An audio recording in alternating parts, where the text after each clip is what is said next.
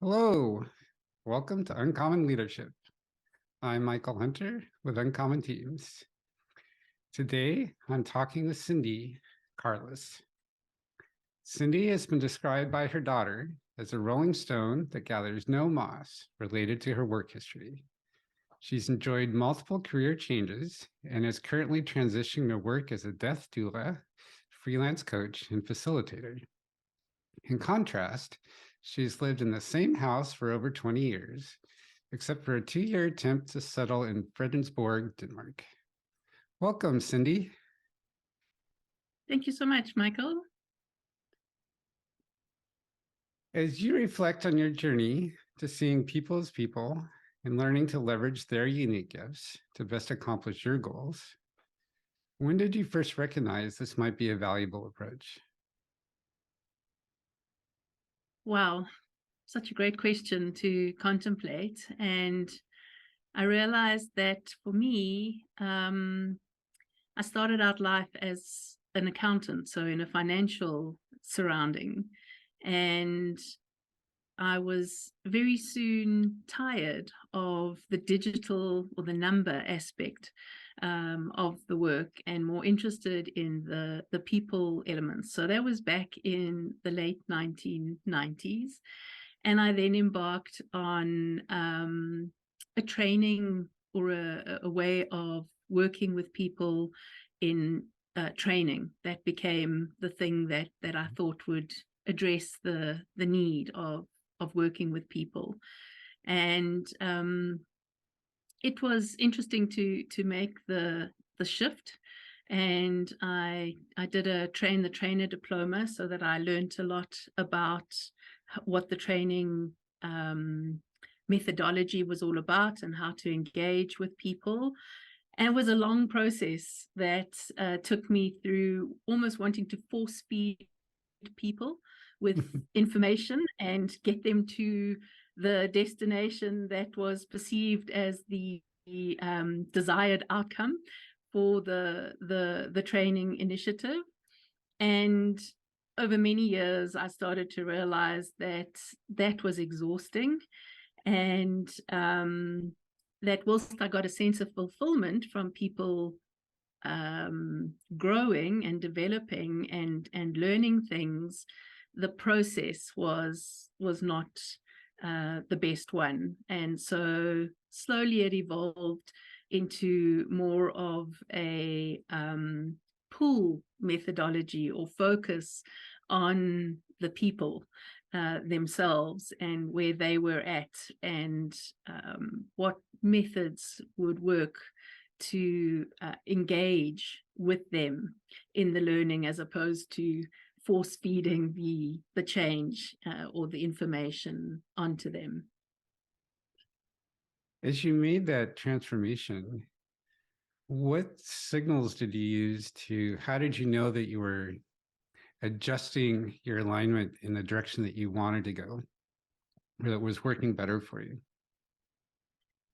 I think essentially it became about my energy levels. I found that I was becoming exhausted by wanting to give so much in a training room, and it almost felt like a performance in some ways, which just didn't feel authentic and didn't feel real to me. So I think that was probably the signal that this was not sustainable. This was not something that felt aligned with something that I could continue with, I suppose. And I started investigating and exploring what that could possibly mean for me and how I could do it differently. When you say that you were feeling exhausted and your energy levels were completely drained, how did that show up for you? Days were just feeling longer and longer, and by the end of it, I felt completely depleted. I also had a sense of I was taking ownership for where somebody else was at. And that felt like I wasn't honoring the person on the other side who was receiving the training. It really was that sense of I was taking on the world's problems, feeling responsible for making this shift. And at the end of the day, there wasn't much evidence of that information being received and being utilized. So that was a key for me as well, is that, you know, everything was designed for the person to grow and learn and develop, and I was giving my all, and yet there wasn't much evidence of all of that information and all of that initiative bearing fruit from the other's perspective of them really showing that they'd taken some of that on board and were able to use it differently. How do you evaluate how well someone is absorbing what you're offering them and how well they're integrating that in and actually making that part of them? Oh, wow, that is such a great question. And it's one that's plagued me, particularly on this journey of making the switch, because obviously formal training is very much, there's an assignment or there's some kind of exercise that gets graded or marked or assessed, and, you know, a percentage allocated as to how much information the person has actually taken on board. And that has always felt hollow to me in so many ways, because people can either do really well at that and then go into their day jobs where you're seeing them interact and you're not seeing any of that come through, or they can be really bad at that assessment part, that practical part.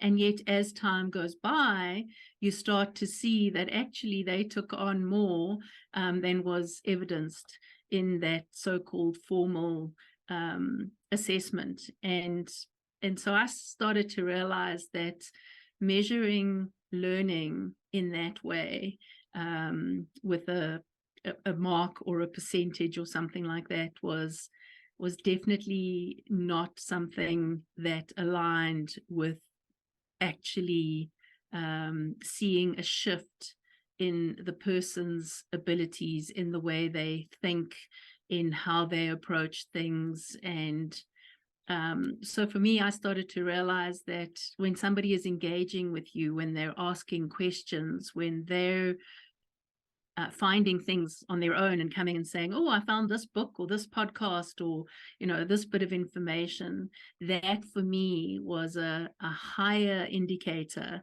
of the learning or the shift taking place within the person, as opposed to a single assessment or assignment designed to test somebody's knowledge and skills.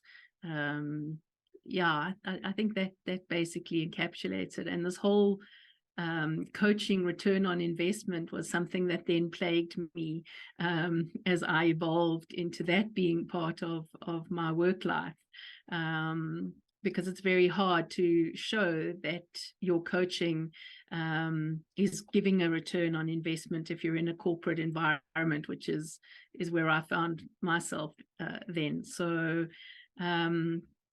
yeah, it's something that I still spend a lot of time thinking about and wondering how we can actually measure, you know, the impact that has been made on somebody else.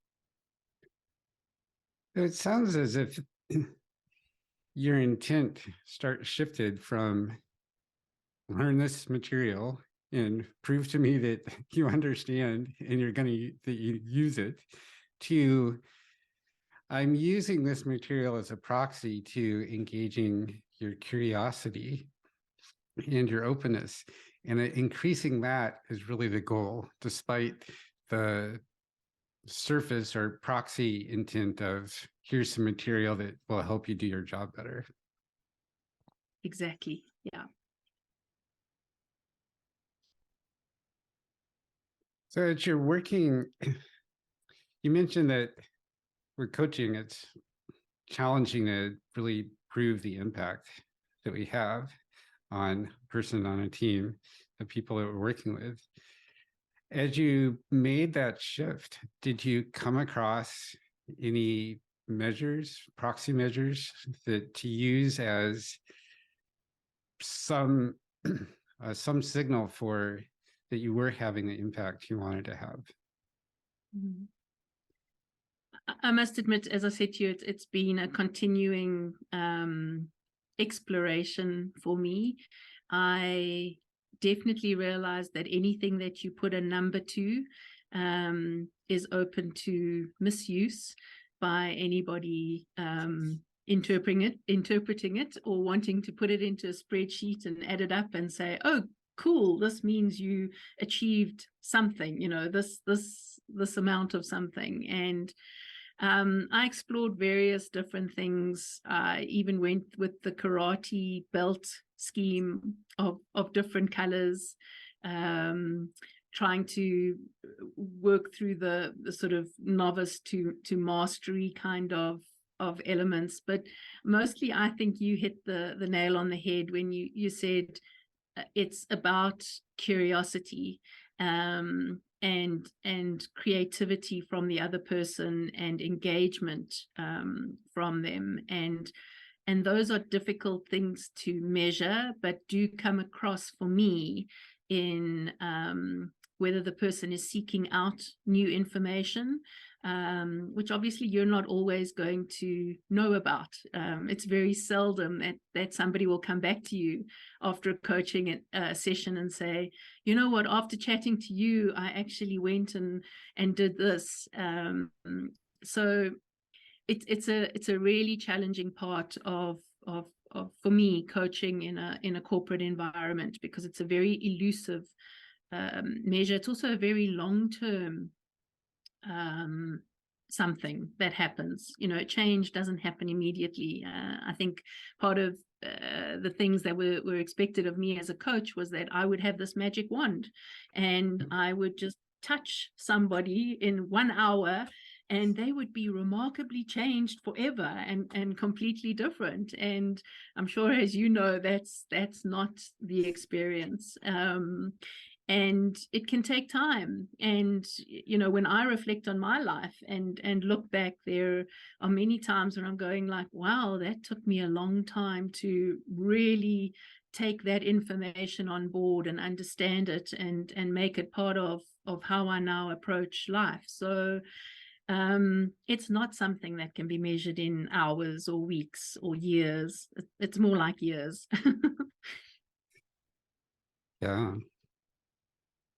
As you're working with people now, when you have your first conversations about what are you struggling with, you the client struggling with, how here are ways that I can help you achieve what you're trying to achieve. How do you talk with them about how you and they will measure their progress and know whether working with you is having the impact that you and they both want it to have? Mm. I must admit,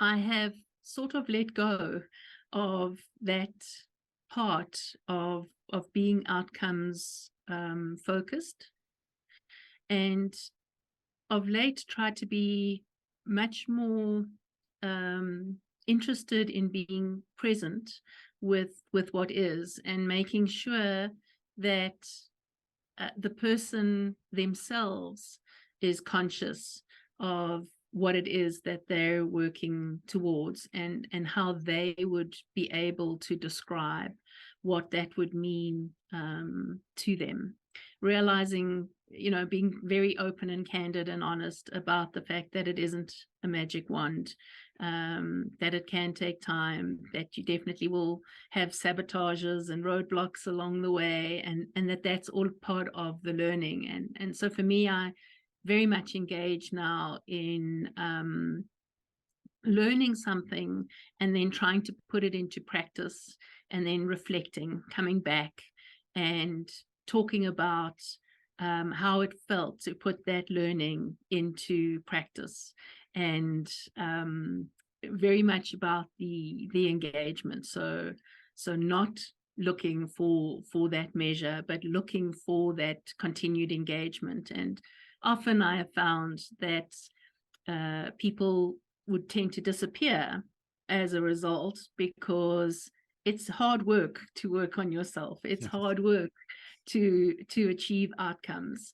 And so often your next session would be cancelled, or there would be some reason why you can't meet. And that for me is an indicator of both the person not really being ready, or possibly feeling a little bit intimidated by the extent of the change. So I keep trying to go smaller and smaller with, as you say, the little steps that can be taken, and those actually land up being giant steps at the end of the day. Because if you try to take a giant step, often that's what creates a whole lot of issues. Right. If we take too big of a step, we lose our balance and fall down. Yep, exactly. And if instead we take 20 smaller steps that add up to the same distance as that big step, then we can stay stable. Each one is a lot more easier to digest. And we may actually get there faster because we're not trying to stabilize, not having to expend as much energy stabilizing and working through fears and whatever else may be coming up, because it's just all such much smaller scale. Exactly. Yeah. Yep. Very much so.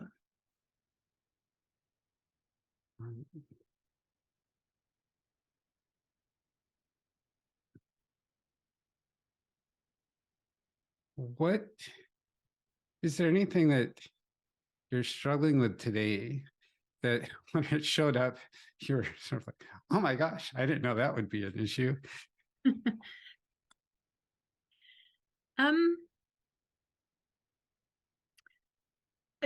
Quite challenging to go, oh my gosh, I didn't know that would be an issue. But there are many things related with the challenges. And I suppose it is a little bit like that. The one is how the person wants to actually make the change, wants to achieve something, and then becomes fatigued or disengaged, or isn't quite ready for it. And I suppose that's one that I didn't really expect to come across. Thinking that most people would be interested in making changes and committed to making them, forgetting how fatiguing it can be to constantly be working on yourself and constantly be changing, and also that you're working within a system. And so whether it be your family, whether it be your colleagues at work, there are many people actually almost invested in you staying the same, and not really wanting you to be any different. And even though it's better or best maybe for you, because you've decided this is where you want to go and this is an improvement that you feel you can make, it often is not as welcome or achievable even in the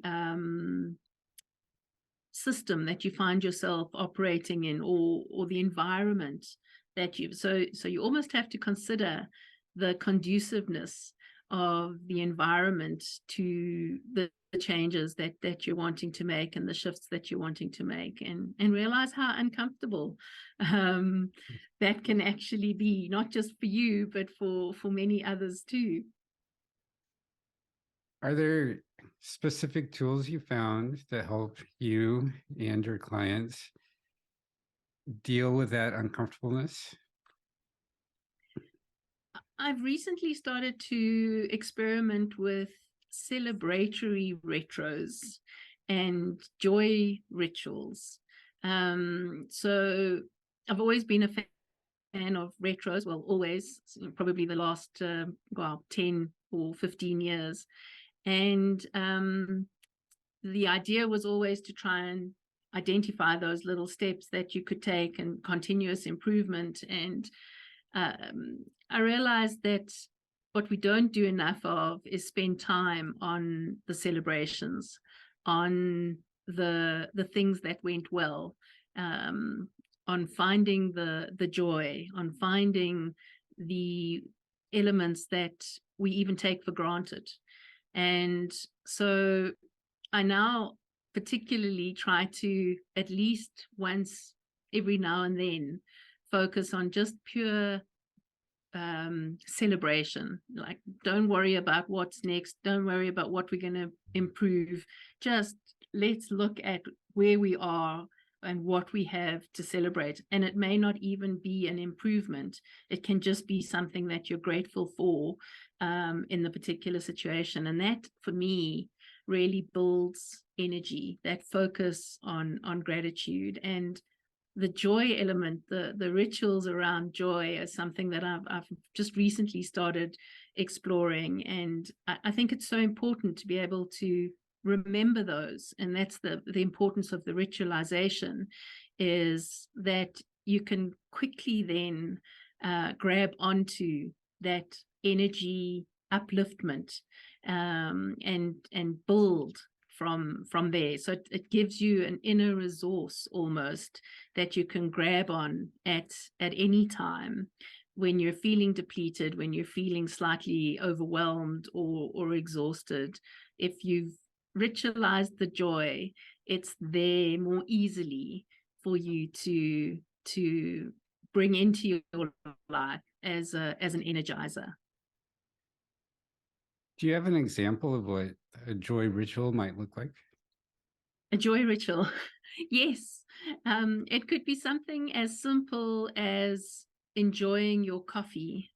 For example, you could have a specific ritual around how you make your coffee, and bringing your mindfulness to, it doesn't even have to be, anything special, but just a special cup maybe that you use, or just paying attention to the ritual of making your coffee, and then sitting down and making sure that you literally enjoy each sip, and you can even count the sips.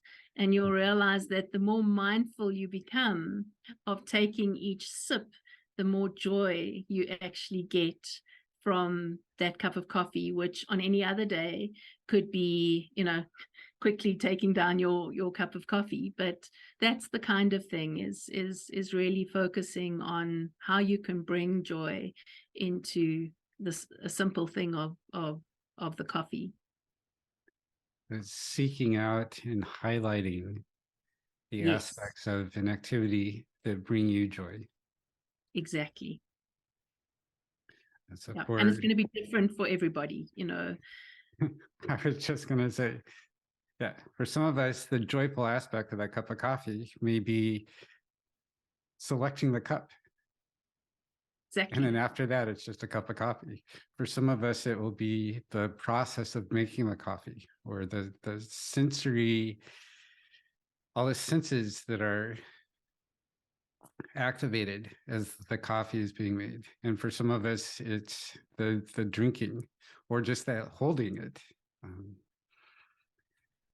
Actually, I have a friend who doesn't drink coffee. She makes coffee every day because she loves the smell and just the sense of holding that mug that then she'll put down the drain. Yep. Yeah. That's a great example of how the same activity brings joy in different ways to different people. Yep. And I think it points to the uniqueness of each of us. Whilst there is so much that is our shared common humanity, that I think is important for us not to lose sight of and not to forget about, because that is how we connect with each other and how we relate to each other. I think there's also a very important part of remembering that each and every one of us is unique, and it's about finding what works for you at the end of the day. I can, share my experience and suggest certain things, but that's where that curiosity and engagement from the other for me is so important, because it has to be what feels authentic and unique for them, and is going to actually resonate and then form part of what is meaningful for them in their futures. Do you have what other tools have you found, or do you use to help build that engagement between people?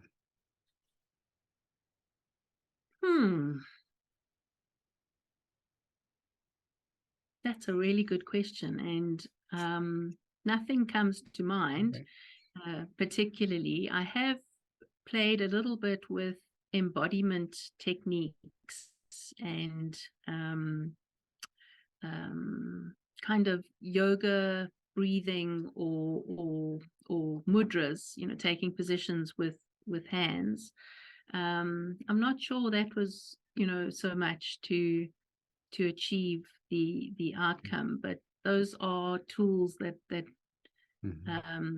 allow people to connect in their particular way. If you can use whatever comes to you as a position of your hands to indicate your tension or your stress or your joy, that can be something unique. But I haven't actually thought about it in the way that you phrased the question. That's a really interesting idea to me, that of signaling how we're feeling with certain body postures, whether that's hands, how we're sitting, all of that. Is that allows us then, while we're interacting with other people,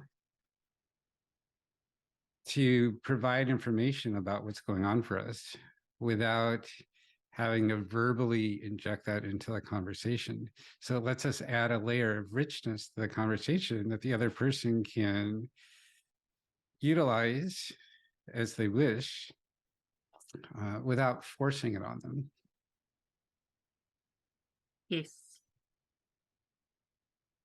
Yeah, and I really, even for myself, have found that often I cognitively think something and try to put it into words, and sometimes I realize that way of doing it is counterproductive and almost takes me too much into my head, and I'm often astounded at the wisdom that comes out of me when my body is engaged and I'm not, letting my mind take over. So I'm a big fan of massages, and that for me is also really incredible. When you land up, I've recently found massage therapists who do the talking kind of massage. So it's almost like a therapeutic session, but you're having a massage at the same time. And I'm often astounded at the words that come out of my mouth while my body is actually enjoying touch. So there's definitely something about embodiment, and to kind of get out of our heads. Yes, the more that we distract whichever part of us we're used to working with, whether that's mind, heart, body, spirit, and allow all of them to work together, and to not filter what they're trying to tell us. The more what really needs to be done to move us forward can happen.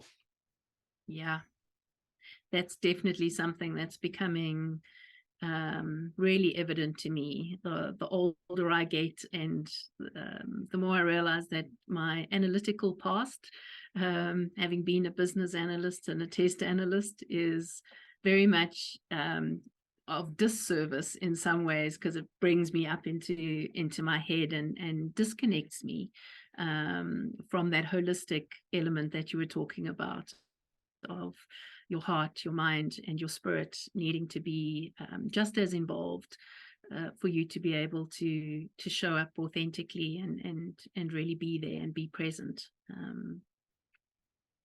Yeah. This is being a great conversation today, Cindy. What else should I ask you today? Yeah, what else should you ask me today? um,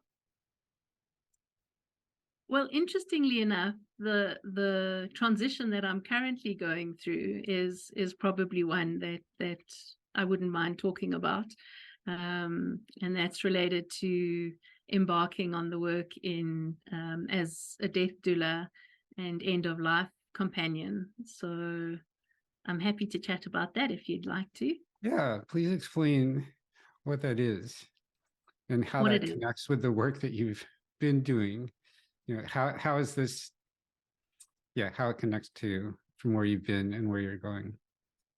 Wow, yeah. So um the death doula work is around being the emotional and spiritual support that is often missing at end of life, where mostly there are doctors and nurses and social workers there for the person's physical and medical requirements, but often the greater part, that holistic element that we were talking about, is neglected in the environment of end of life. And it is often that emotional and spiritual well-being that allows for a peace-filled end of life. And so it's been fascinating to immerse myself in the learning. It's in so many ways brought together the coaching elements that I've been working with up until now, and facilitation, and literally being present with what is, and being able to reflect. So a lot of the work is around creating legacies for people as they are in their end of life phase, as a way to both honor their lives as well as leave something behind.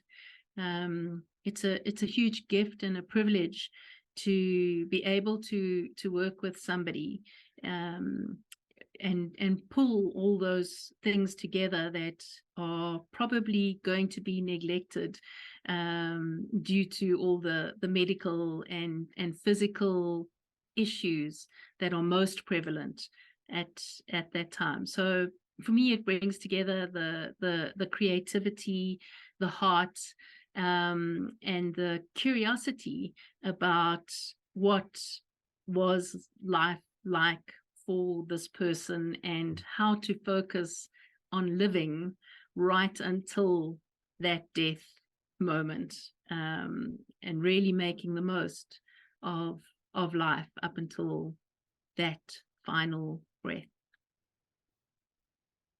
And is this exclusively working with people who know they have a timeline to their death and like what that is? Or is it also people who maybe I probably have 20 years to go and I just like to be ready for that when it comes. So help me work on this now. Yep. So it's both.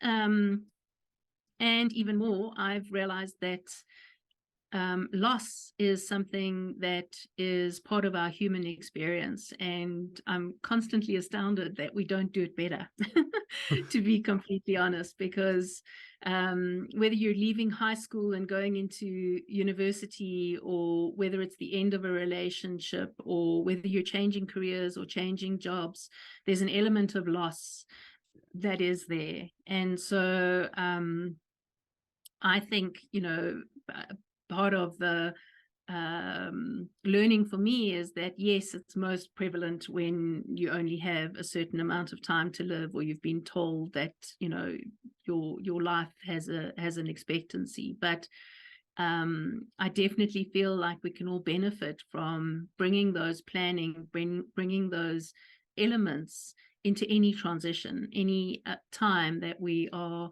going from one thing to the next thing, needing to make plans, needing to look back and think about the lessons that we've learned from a previous career or a previous way of being. And so I don't think it's end of life only related to death, but end of life as we know it, and we're constantly doing that as human beings. So if we can embrace that and make it less scary as part of our lives, then I think we can start destigmatizing death and dying as part of life as well, because it certainly is. Yes. The more we recognize that all these changes are a death to one life and a birth into a new life, the more we can make that transition graceful and Yes. experience that the way that we want to experience it. Yes, and I suppose in essence we get a false sense of control, because we're never really in control. But by engaging with something, you start to take hold of what there is for you to be able to take hold of. And I think that in itself brings, as you said, some grace, some peace, and elements that allow or facilitate an easier transition. That word engagement feels really key, because it's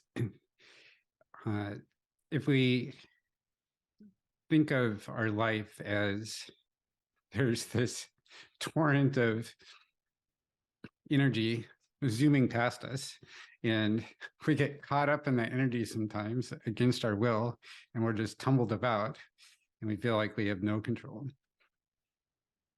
If we had total control, we would grab hold of that energy, shape it exactly the way we want to, and you just sort of hold it and shove it where we want. And that would be really challenging to do. As I say, we don't have the ability to do that. But by engaging, it's not that we're grabbing hold of that and forcing it to what we want. And it's not that we're just being tumbled about helplessly, but we're grabbing hold of it and playing with it. So it becomes a dance. Yes, yes. And it almost comes back to that realization I had of force feeding through training, material is kind of that element of trying to grab something and make it into something else. And then the coaching part, where it's more allowing, and how the measurement of that is around engagement and curiosity and creativity related to what is, almost embracing what is in each of the moments. Yeah. We stop trying to controlling whatever it is and start creating with it. Yeah. Yeah. I love that image. Thank you. Hmm. What would you like to leave our listeners with today? Wow. I've been thinking about that one for a while, and I think what comes to me is the magic of moments, and really engaging with those moments as much as you can, whether it is to elicit the joy from those moments, or it is to elicit a lesson, or it is to elicit the next small step.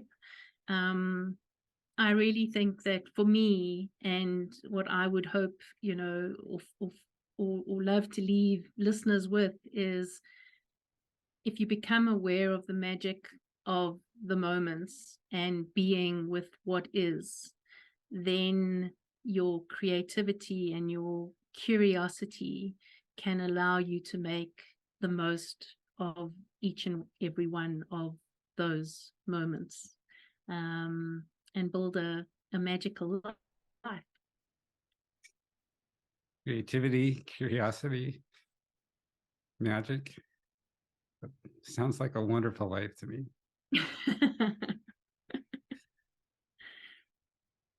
For people who have been intrigued by what we've talked about today, would like to connect with you and learn more about how you work and the work that you do, what's the best way for them to connect with you? Michael, I think the best way is via LinkedIn. I'm on LinkedIn. They can find my profile. It's Cindy Carless. And yes, I've tried to keep it up to date and include as much about my Rolling Stone history as I can. So, and I would love to engage with people on LinkedIn. So that would be great. Perfect. Thank and you. I'll add the link to that in the show notes. Excellent. Thank you so much. Thank you for a wonderful conversation today, Cindy. Thank you, And Michael. It's been such an honor and a privilege to be with you and to be able to share with you. thank you. You're welcome. And audience, we're happy to have had you here today. And please let us know what resonated with you. Cindy on LinkedIn, me through my website, and have a creative and curious filled day. I echo that. Thanks for joining us on Uncommon Leadership today. If you found these stories interesting, inspiring, and illuminating, sign up for my newsletter. Hop over to uncommonteams.com and use the form at the top of every page. You'll be the first to know about every new episode of Uncommon Leadership. You'll also discover how you can build uncommon teams. If you'd like to chat about doing that yourself, email me, michael@uncommonteams.com, or use the contact form on my website. Thanks so much.